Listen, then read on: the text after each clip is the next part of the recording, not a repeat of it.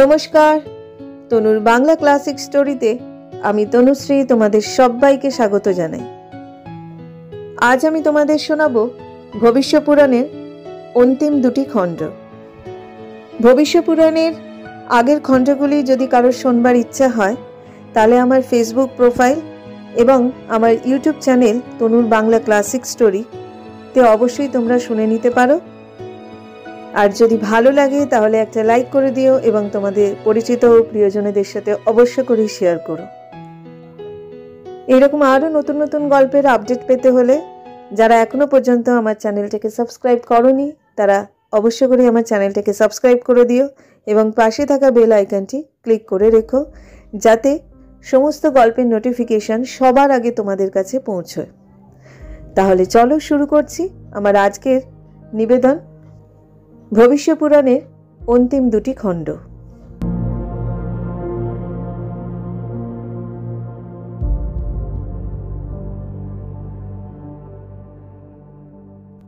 শালীবাহনের বংশের শেষ রাজা ছিলেন রাজা ভোজরাজ। ভোজরাজের মনে খুব দুঃখ, কারণ শালীবাহন যে প্রতাপে রাজত্ব করে গেছেন সেই প্রতাপ কমতে কমতে তার আমলে একেবারে নিশ্চিহ্ন হয়ে গিয়েছিল। তিনি চিন্তা করতে লাগলেন কেমন করে ঋত গৌরব উদ্ধার করা যায়। শাস্ত্রবল, লোকবল, অর্থবল কোনো কিছুরই তার অভাব ছিল না, কিন্তু রাজসভায় বহু শাস্ত্রজ্ঞ ব্রাহ্মণ পণ্ডিত ছিলেন, কিন্তু ঋত গৌরব উদ্ধারের উপায় খুঁজে তিনি পাচ্ছিলেন না। অনেক চিন্তা করে ভোজরাজ দিগ্বিজয়ে যাওয়াই ঠিক করলেন।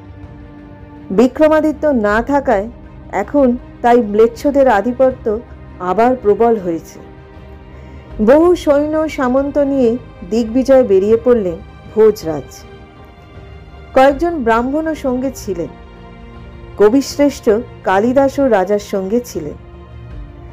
গান্ধার, কাশ্মীর, নারব প্রভৃতি দেশ তিনি একে একে জয় করলেন। তারপর সিন্ধু তীরে এসে সেখানে মরুস্থলে তিনি শিবের আরাধনা করলেন। হঠাৎ আকাশবাণী হলো, তুমি কালেশ্বরে যাও ভোজরাজ, বাহিক দেশটাকে গ্রাস করেছে ম্লেচ্ছরা। পূর্বকালে যে ত্রিপুরকে আমি বিনাশ করেছিলাম, আমারই বরে মোহাম্মদ নামে তার একজন বাহিক দেশকে মোহগ্রস্ত করেছে। সে পিশাচ ধর্মে অতিশয় দক্ষ। আমার প্রাসাদে তোমার কোনো ভয় থাকবে না। আকাশবাণী শুনে বাহিকে ফিরে গেলেন ভোজরাজ। একদিন মোহাম্মদ রাজার সঙ্গে দেখা করতে এসে বলল, যে দেবতাদের তোমরা পুজো করো এখন তারা আমাদের চাকর, এমনকি তারা আমাদের এঁটো পর্যন্ত খায়। এমন দুর্বাক্য শুনে কালিদাস ভীষণভাবে রেগে গিয়ে বললেন, নরাধম, তুই যা নয় তাই বললি, এখন দেখ আমাদের ক্ষমতা।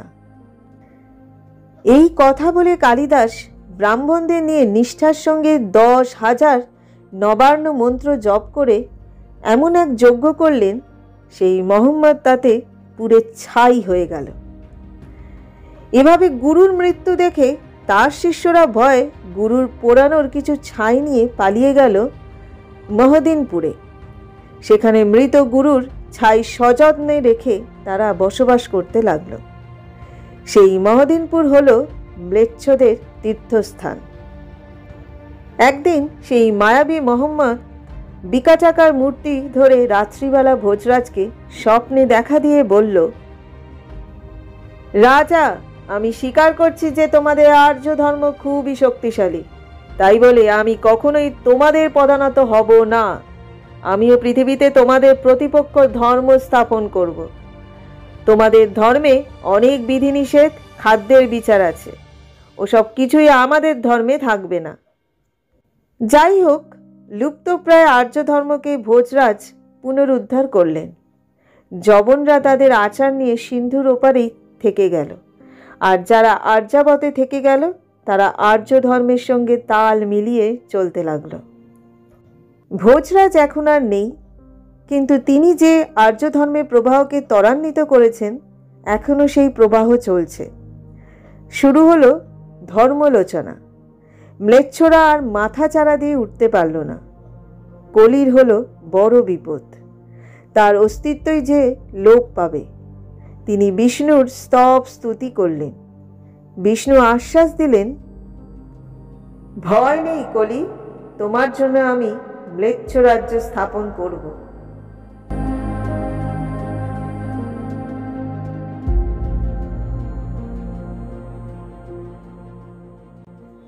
পূর্বকালে বিষ্ণু শর্মা নামে একজন নিরহংকারী, সদাচারী, মিষ্টভাষী, সুপণ্ডিত ব্রাহ্মণ ছিলেন। তার স্ত্রীও স্বামীর মতো। ভিক্ষাই ব্রাহ্মণের জীবিকা। নিত্যদিনের মতো ব্রাহ্মণ ভিক্ষা বেরিয়েছেন। গৃহে ব্রাহ্মণী হরিনামের মালা জপ করছে। এমন সময় ব্রাহ্মণী কুটিরের ভিতর থেকেই দেখলেন একজন জটাজুটোধারী সন্ন্যাসী কুটিরের দ্বারে এসে ভিক্ষা চাইছেন। ব্রাহ্মণী ভাবলেন, সন্ন্যাসীকে কি দিয়ে আপ্যায়ন করবে? ঘরে যে কিছুই নেই, পরনেও শতচ্ছিন্ন একটি শাড়ি। কুটিরের বাইরে আসতেও লজ্জা করছে। তখন তিনি ভিতর থেকেই বললেন, আসুন, বসুন এই পিঁড়িতে। আমার স্বামী ভিক্ষায় বেরিয়েছে। তিনি এলেই রান্না করে আপনার সেবার ব্যবস্থা করব। এখন আপনি হাত মুখ ধুয়ে একটু জল সেবা করুন। সন্ন্যাসী ঠাকুর দেখল যে এরা সত্যিই খুবই দরিদ্র। ভাবলেন, দীর্ঘদিন তপস্যা করে যে স্পর্শমণি আমি পেয়েছি, তাই দিয়ে এই কুটির বাসিনীকে যদি ধনী করে তুলি, তাতে মন্দ কি? দারিদ্র্যের জ্বালা আমি বুঝি। সেই জ্বালা দূর করবার জন্য শিবের আরাধনা করে আমি এই স্পর্শমণি পেয়েছি। তারপর সন্ন্যাসী ব্রাহ্মণীকে বললেন, আমার বড় ক্ষুধা মা। 30 বছর অনাহারে থেকে শিবের বরে আমি একটি পাথর পেয়েছি। গৃহে ফিরতে আমার অনেক পথ যেতে হবে। তাই ভাবলাম তোমার কুটিরেই কিছু আহার করি। কিন্তু আমার দুর্ভাগ্য, তোমাদের এমন দুর্দশা যে সামান্য কিছু আহারও বাড়িতে নেই। কি আর করা যাবে? ততক্ষণে আমি স্নান সেরে আসি। এক কাজ করো মা, তোমার বাড়িতে যত লোহা আছে এই স্পর্শমণি দিয়ে সব সোনা করে নাও। তোমাদের দুঃখ ঘুচবে, আর ভিক্ষা করে খেতে হবে না। এই বলে সেই স্পর্শমণিটি সন্ন্যাসী ব্রাহ্মণীকে দিতে চাইলেন। তিনি সেটি নিজের হাতে না নিয়ে শুধু বললেন, ওখানে রেখে দিন। সেটি রেখে সন্ন্যাসী স্নানের জন্য চলে গেলেন। ব্রাহ্মণী তখন চিন্তা করলেন, বড় গরিব আমরা, ভিক্ষা ছাড়া আর কোনো সংস্থান নেই আমাদের। ব্রাহ্মণ বুড়ো হয়েছে, আর কতদিন ভিক্ষা করবে? কোনো ছেলে পুলে আমাদের নেই যে শেষের দিনে আমাদের দেখবে। এই পাথরের দ্বারা আমরা যদি বড়লোক হতে পারি, তাহলে আমাদের আর কোনো চিন্তা থাকবে না। আবার তিনি ভাবলেন, না, স্বামী আগে ফিরে আসুন, তিনি যা বলবেন তাই হবে। আমি না হয় তাকে বুঝিয়ে বলবো। যদি তিনি স্বীকার করেন তো ভালোই, না হলে সন্ন্যাসীর জিনিস সন্ন্যাসীকে ফিরিয়ে দেব। এই রকম 7-5 ভাবছেন ব্রাহ্মণী। এমন সময় ভিক্ষে করে ব্রাহ্মণ ফিরে এলেন। ব্রাহ্মণী সন্ন্যাসী ঠাকুরের সব কথা তাকে বললেন। সব শুনে ব্রাহ্মণ বললেন, ওসব পাপের জিনিস ব্রাহ্মণেই ঘরে রাখতে নেই। ওসব কি হবে বড়লোক হয়ে? এই তো বেশ আছি। ভগবান আমাদের ভাগ্যে যা দিয়েছেন তার বেশি কিছু আশা করা উচিত নয়। যখন আমি অথর্ব হয়ে পড়ব আর ভিক্ষায় যেতে পারবো না, গোবিন্দই তখন আমাদের দেখবেন। আমাকে মণিটি দাও, আমি নদীতে ফেলে দিয়ে আসি। ব্রাহ্মণী বাধা দিয়ে বললেন, না, সেটা করা উচিত হবে না। আমরা গরিব, তাতে কোনো ক্ষতি নেই। কিন্তু সন্ন্যাসী ঠাকুর যখন তার এই মণিটি চাইবেন, তখন কি উত্তর দেব? ব্রাহ্মণ বললেন, তখন যা হয় দেখা যাবে, এই নদীতে ফেলে দিয়ে আসি। ব্রাহ্মণী আর কোনো প্রতিবাদ করলেন না। ব্রাহ্মণ স্পর্শমণিটি নদীতে ফেলতে চলে গেলেন। সন্ন্যাসী স্নান সেরে এসে দেখলেন ব্রাহ্মণের কুটিরে কোনো সোনা নেই, লোহার টুকরোগুলো তেমনই পড়ে আছে। তিনি ব্রাহ্মণীকে জিজ্ঞাসা করলেন, কই আমার স্পর্শমণিটা দাও, আর তোমার বাড়ির কোনো লোহাকেই তো সোনা করে নাওনি দেখছি। ব্রাহ্মণী ধীরে ধীরে উত্তর দিলেন, আমার স্বামী ওসব পছন্দ করেন না, তাই তিনি সেই মণিটি নদীতে ফেলে দিয়েছেন। এই কথা শুনে সন্ন্যাসী রাগে জ্বলতে লাগলেন এবং গভীর দুঃখে সে বলতে লাগলেন, হায় হায়, এ আমার কি সর্বনাশ হলো গো!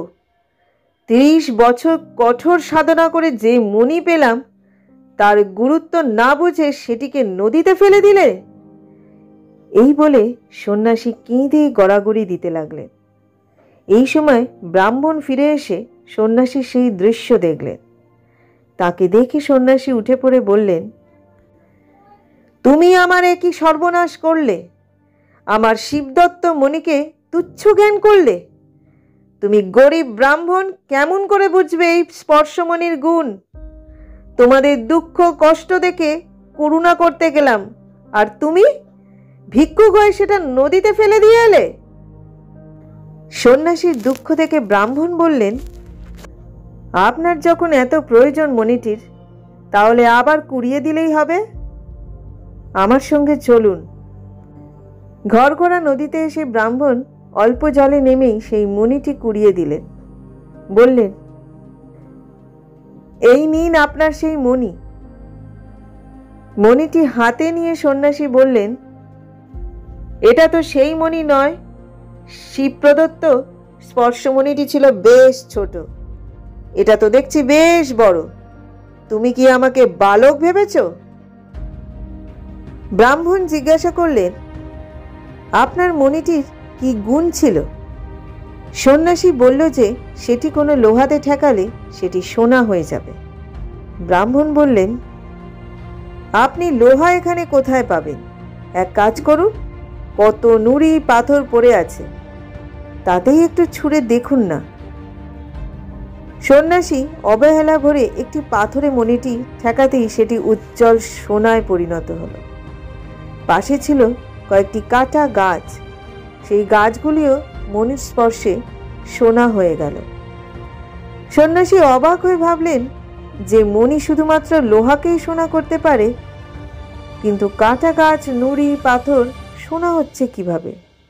এই ব্রাহ্মণ কে, যিনি ইচ্ছে করলে অসীম ধন সম্পদের অধিকারী হতে পারেন, অথচ তার মনে বিন্দু মাত্র লোভ নেই? ভিক্ষাই যার সম্বল। সাধারণ নন এই ব্রাহ্মণ। নিশ্চয়ই এই ব্রাহ্মণ এমন কোনো ধনে ধনী যার সন্ধান অন্য কেউ জানে না। সন্ন্যাসী মণিটি ঘরঘরার জলে ফেলে দিয়ে ব্রাহ্মণের পায়ে লুটিয়ে পড়ে বললেন, আপনি প্রকৃত ধনী, তা না হলে এই পার্থিব ধনকে এমন করে অবহেলায় ছুঁড়ে ফেলতে পারতেন না। দয়া করে আমাকে আপনার গোপন ধনের এক কণা দিন। বিষ্ণুর উপাসক ব্রাহ্মণ বললেন, এ জগতে বিষ্ণু ছাড়া বড় ধন আর কি আছে?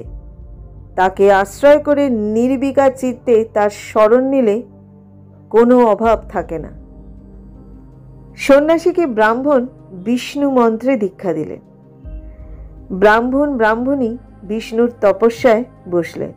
সেই তপস্যার তেজে সূর্যমণ্ডল উত্তপ্ত হয়ে উঠল, চঞ্চল হয়ে উঠল দেবলোক। কি চান ব্রাহ্মণ? ব্রাহ্মণ যেন মনে মনে এই চাইছেন, হে বিষ্ণু, মানুষকে খেলনা দিয়ে ভুলিয়ে না রেখে তাদের চৈতন্য দাও। তারা তোমাকে যেন ভুলে না যায়, কলির মোহ ফাঁদে যাতে পা না দেয়। স্বর্গের কশ্যপ অদিতি, মথুরার বসুদেব দেবকী, অযোধ্যার দশরথ কৌশল্যা, তারা এলেন নবদ্বীপে জগন্নাথ মিশ্র আর শচী দেবী রূপে। এই ব্রাহ্মণী তাদেরই সঙ্গে মিলে গেলেন। সেই সূর্যমণ্ডলের তেজ প্রথমে এলো জগন্নাথ মিশ্রের শরীরে, তার থেকে শচী দেবীর অঙ্গে। ফাল্গুনী পূর্ণিমা তিথিতে সন্ধ্যার সময় সকলঙ্ক চন্দ্রে গ্রহণের ছলে জগতের সকল জীবকে হরিনাম বলতে বলতে নবদ্বীপ ধামে অকলঙ্ক শ্রী গৌরহরির আবির্ভূত হলেন। অন্তরিক্ষ থেকে পুষ্পবৃষ্টি হল, দেবতারা স্তব গান করছে। হে শচীনন্দন, তুমি যুগে যুগে পৃথিবীতে অবতীর্ণ হয়েছ। কখনো নৃসিংহ, কখনো মৎস্য, কখনো বরাহ, কখনো বামন রূপে ধরে পৃথিবীকে বারে বারে তুমি উদ্ধার করেছ। কলির মানুষরা স্রষ্টাকে অস্বীকার করছে, তারা আত্মজ্ঞান হারা, নিজেরাই নিজেদের সর্বনাশ ডেকে আনছে। মোহ মায়ার জালে তারা আবদ্ধ।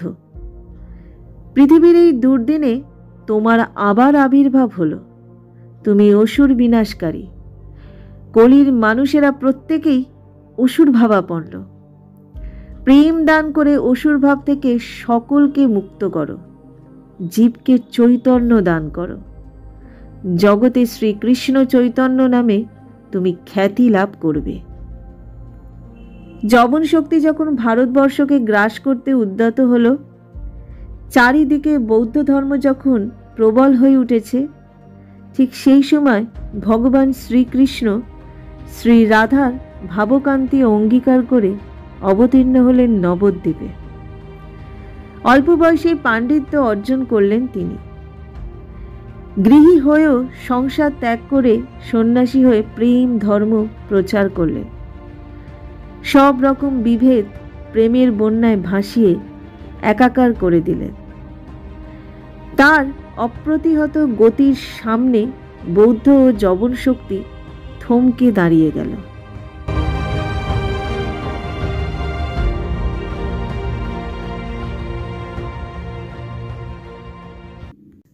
ভবিষ্যপুরাণের কাহিনী আজ এখানেই ইতি হলো। ভবিষ্যপুরাণের কাহিনীগুলি তোমাদের কেমন লাগলো অবশ্যই তোমরা তোমাদের মতামত জানিও। আজকের মতো বিদায় নিচ্ছি। খুব শিগগিরই ফিরব অন্য আরেকটা কাহিনী নিয়ে। সবাই ভালো থেকো, সুস্থ থেকো এবং সুরক্ষিত থেকো।